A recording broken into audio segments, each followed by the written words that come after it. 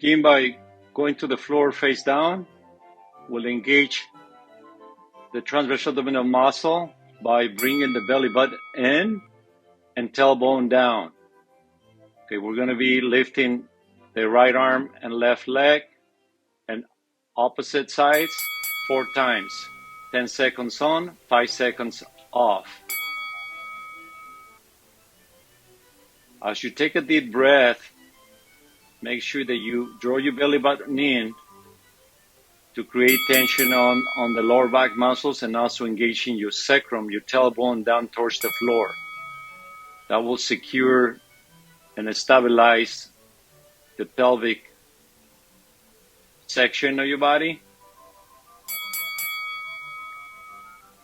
And take good deep breaths as you resting. Holding your arm at 45 degrees will increase the tension of the muscles of your upper back. That also connects with the opposite side of your body, right arm, left leg. Very important to get that communication established for us to walk better.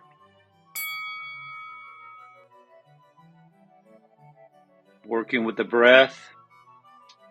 And, the stick is very, very helpful to let me know that I'm in contact with my tailbone, my upper back, and my head.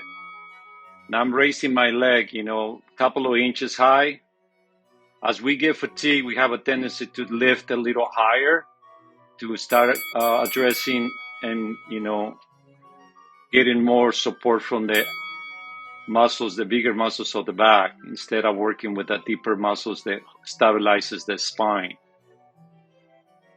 Good breathing technique as you're doing these exercises is important. Now we're going to raise both arms and both legs. And again, it's very essential for us to pay attention to the lower back. So draw your belly button in, and tailbone should be tightened as much as you can to decrease the curvature of the lumbar spine.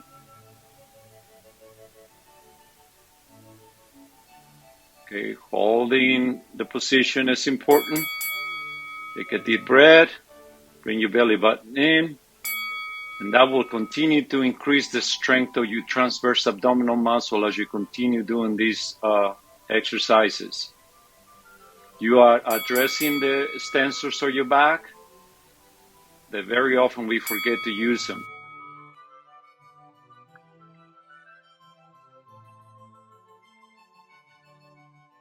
Very good.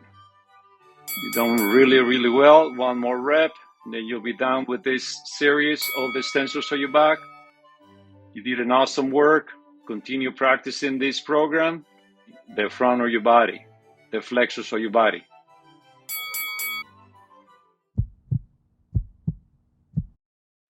We'll begin these exercises by laying on the floor, face up, bending your knees. Interlace your fingers, putting it behind your head.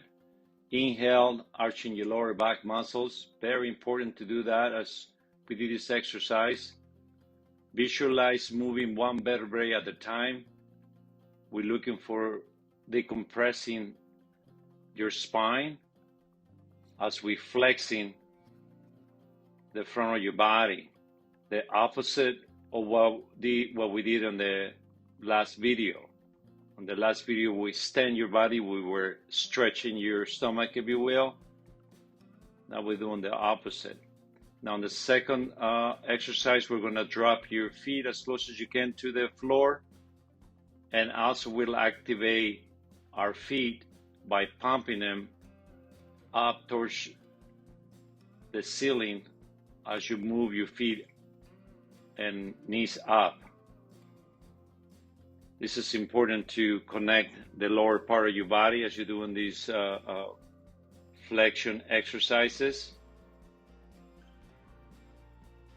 Again, inhale as you're dropping your feet, and exhale as you're coming up. Now we put it all together by bringing your knees and elbows towards the center. Again, visualizing and making a nice circle, if you will, from your back, curving your back, coming up. emptying your stomach, well, letting the air out, cage, doing this exercise. Exhale as you're coming up, inhale as you're coming up, coming down. Keeping a good position, good width on your knees and elbows as you bring it towards the center. Now we're going to be moving to a little more advanced exercise. We're doing a reverse sit-up to get used to it on how to come up. So this will start training the nervous system to get a good sequence on how we're going to be flexing ourselves, coming up straight up as a regular sit-up. Just roll to the side, use your elbows to support you, and then slowly come down as you work coming up straight up. We're just doing a reverse sit-up, if you will. Training the nervous system, communicate with your abdominal wall. Now, this is not the optimal position to put your feet under the weights. We choose to put the heels on top to activate the hamstring and calf and glute muscles, which help us to support our body coming up towards the top. Well done doing these exercises. You're doing really good work completing the flexors.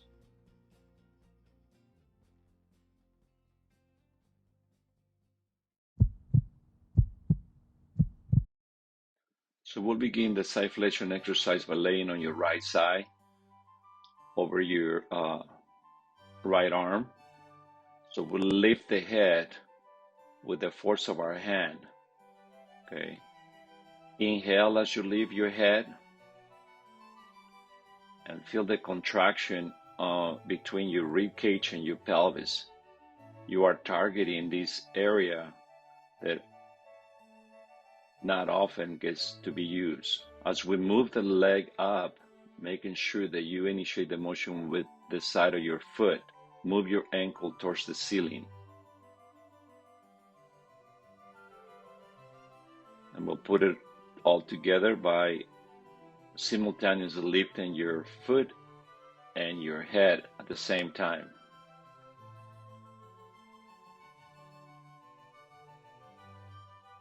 Okay, we move to the opposite side. We'll bring awareness of, how it will feel different as you lay on your left side and your right side. Sometimes it's difficult to position your arm underneath. Just do the best you can.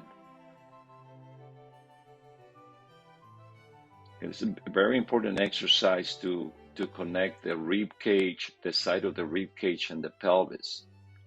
Okay, there's areas of the lower back that sometimes don't get any attention.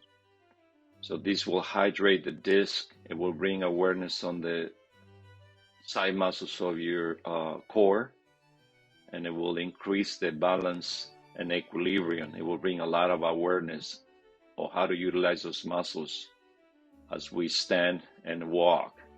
So putting it all together is very, very important there. Now, what will increase the lever by lengthening your leg. Okay, but first we want to make sure that we are on the right position as we're doing that, and we go into the right position or the best position that we can get, not to twist your body as you're coming up. Okay, because that happens a lot. Our perception sometimes is not accurate, and then we'll be twisting as we lift. You will feel this right on the side of your pelvis or your hips, the muscle of the side of your hip. It will get engaged much better by doing it this way. So this will affect the side part of your body, completing the front and back and side portions of this series. So good positioning in there is important, okay? Inhale as you're coming up. So feel the good contraction and on the side of your body. So you can do 4 to 6 repetitions every time you do that in each exercise to get started, and then you can increase as you get more aware of where you are in space. Okay, settle down after you do these exercises, spend some time resting and breathing to connect back and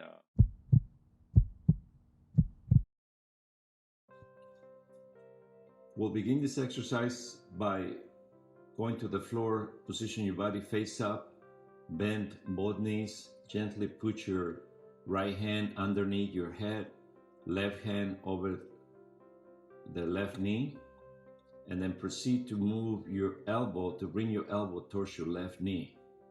You're gonna inhale on the way down, exhale as you bring your knee towards your elbow. Very gentle motion. I'm helping my knee come up by bending my elbow and holding it with my left knee, with my left hand, sorry.